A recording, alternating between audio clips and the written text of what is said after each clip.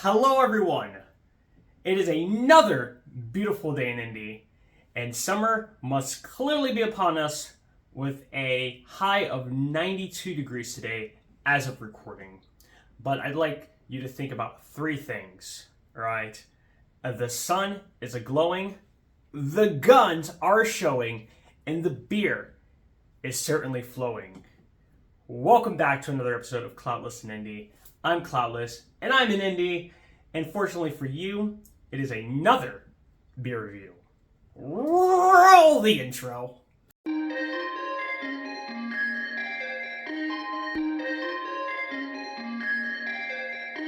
Gilly, my alpha, Klaudless.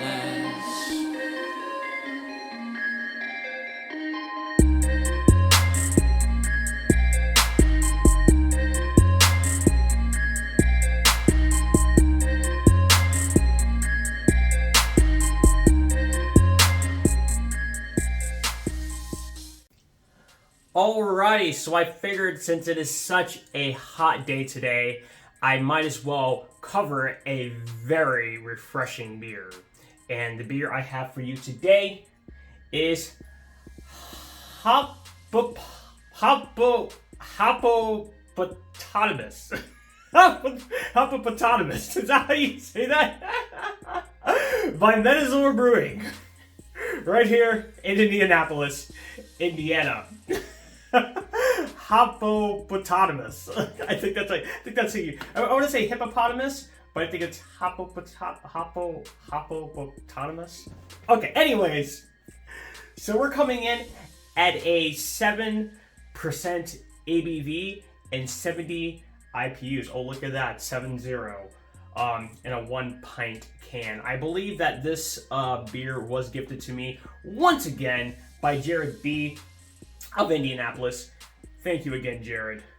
And let's get into the description of this beer. It's a bright citrus aroma from Citra and Mosaic hops. Ooh, see, I love it. I personally love it when they tell you what hops they're using. And as I do more of these beer reviews, I'm obviously learning about more of the different types of hops there are. And I'm really loving the different characteristics that the hops are showing. Alright, Mosaic hops balanced by light sweetness from Vienna malt. And then I'll post the tasting notes somewhere on the screen. The Hoppopotamus may be gentler than its unpredictable hippo cousin, but don't let the balanced flavor profile fool you. It's full of surprises, best appreciated from a wide-mouthed glass. The aroma is bright with notes of grapefruit, orange peel, and tropical fruit. A burst of floral bitterness from the Citra and Mosaic hops is balanced by soft sweetness from a light-handed dose of Vienna malt. Just when you think it's gonna zing, it zags. Try to keep up. Very interesting, and I also like too how I think MetaZOA did that on another one of their beers too, where they kind of like have this meter, tells you how bitterness, should be, the maltiness, as well as what the color is. So we're looking for slight malt flavor, high bitterness, and of course, a very light color, blonde to pale. So I think I covered everything about it on the can. If you haven't already seen the design, it's literally the face of a hippo. Fun fact, I don't actually remember if I've ever seen a hippo before. I probably have at the Tampa Zoo, the Lowry Zoo in Tampa. I'm not sure, don't remember. But let's get into cracking the can open. Bam. Already, you're getting the grapefruit. Just that citrus flavor. I'll be doing the tasting once again in my wine glass. I took the liberty of actually cleaning it this video. And it kind of matches my shirt a little bit, maybe. I don't know. Who's your daddy? Because I'm about to be a daddy. Yes. All right, let's get to that pour there. Oh, Look at that head formation there. Absolutely beautiful. Now, I forgot to mention that this is, oh, a little too high. Forgot to mention that this is an American IPA. But you can see that it's actually pretty darn hazy. I cannot, I can kind of like, maybe on the sides of the glass, I can see through it, but not directly through the glass, so not very transparent. I want to say it's kind of a honey color, like a very light honey, maybe. So we'll go with maybe like a golden straw. Oh, yeah. So, I mean, it's not very fruity on the nose. I mean, of course, you're getting that citrus. I'm not sure if I would be able to tell the difference between... I mean, I want to say I'm getting somewhere between, like, maybe a grapefruit and a pineapple. It did say a tropical fruit. So that's really what I'm getting right on the nose there. Let's get into the tasting there. But I also wanted to mention, while the head formation was okay, I mean, not a lot of head there. Not a lot of bubbles either. I'm not sure if I can bring that to the camera. Probably not. Not a lot of bubbles in the head.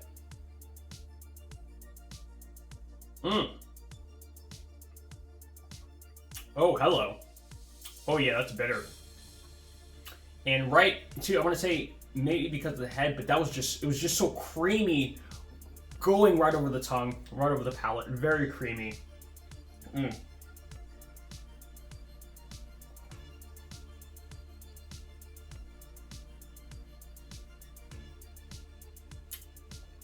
Oh yeah, that's pretty good. Not very sweet. I don't know. I mean, talking about the Vienna malts.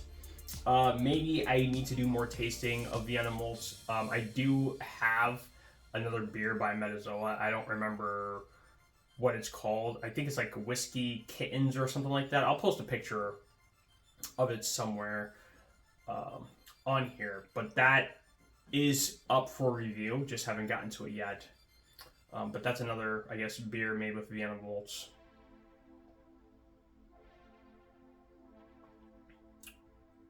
I'm gonna say, like, there's some sweetness there, but not very much. I'm not really getting like a malt flavor, but I guess when I think of malts, I'm thinking more so of caramelized malts.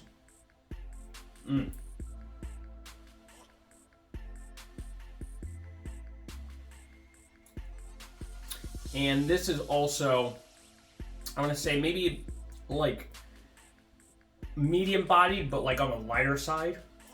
It's not light bodied, so if we're going between light to medium bodied, it is a little bit closer to a medium body. And like I said, this is a very creamy beer.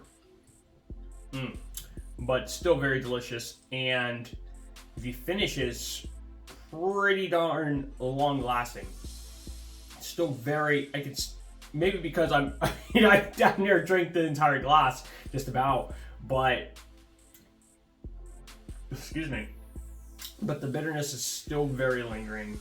I'm not entirely sure how I feel about that, but then again, I'm not, even though I think I've covered quite a few IPAs on this video, I wouldn't say that I'm a fan of like super hoppy IPAs. You know, I feel like there should be like a little bit of bitterness. Like the bitterness should obviously be present, but you know, if there's just bitterness and not a lot of sweetness, and I'm not sure if you figured that out, but I do tend to like my beers sweet. But then again, I would say I just prefer balance in general. I just like a balance. Okay, and just by this meter here, if I can get it to focus, wait, you can tell that not very balanced. In fact, I would say it's off balance. Let me just tilt the can like that, right? Because they're really emphasizing the bitterness here.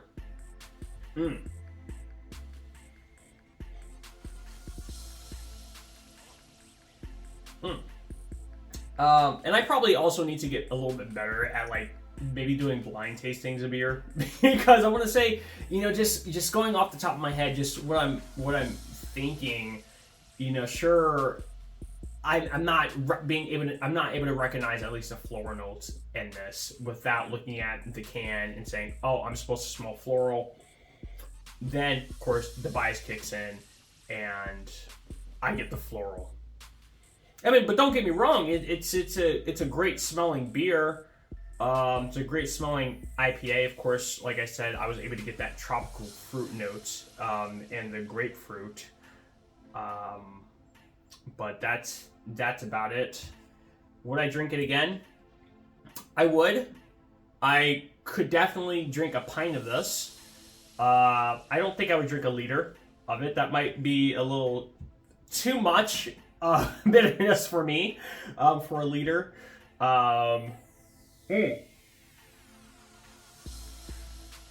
Maybe I should start doing a thing where I'm rating it from, you know, how do you say? I would definitely take a pint of this, or I would definitely have a liter of this, and you know what? I'm buying the whole keg. I think that's going to be the new rating system. You know, and if it's less than a pint, you're like, you know what? This is enough. Maybe an 8 ounce or maybe half a pint I can do. You know, so maybe 8 ouncer, a pint, a liter. And then we're just going for the whole keg because I can't think of anything. Maybe a growler, maybe a liter, then a growler. I'm not entirely sure yet. I'll figure it out come the next video. But like I said, I mean, if based on what I described about this beer, you know, is to your liking, if this is your bag, then I recommend it to you. I think that MetaZOA has some great beers, which is why I've reviewed some of their beers before, and I'm going to be reviewing plenty more of their beers. But this one here, like I said, for me, it's going to be a pint, one and done for me. But I think that if you're a huge IPA fan, especially if you're a fan of just, you know, floral bitterness, but you like the aroma as far, you know, you just like that subtly sweet aroma, but you want, you know, mainly bitterness all over the palate, then this beer, hands down, is for you. So, with that being said, I'm Klaudless from Klaudless in Indy, and I just reviewed Hoppopotamus. so weird. Hoppopotamus by MetaZOA Brewing right here in Indianapolis, Indiana. And Slancha, Prost, Salud, Nastrovia, and for some reason I keep thinking I'm forgetting one, but cheers and peace, and I'll see you guys in the next one. You know I have to troll you guys. It's basically called Hoppopotamus instead of hippopotamus. Okay. I'll admit I was not trolling. For some reason I could not pronounce the name of the beer for the life of me. But it's just like hippopotamus. It's Hoppopotamus. There you go. Are you satisfied? Have a good day, okay?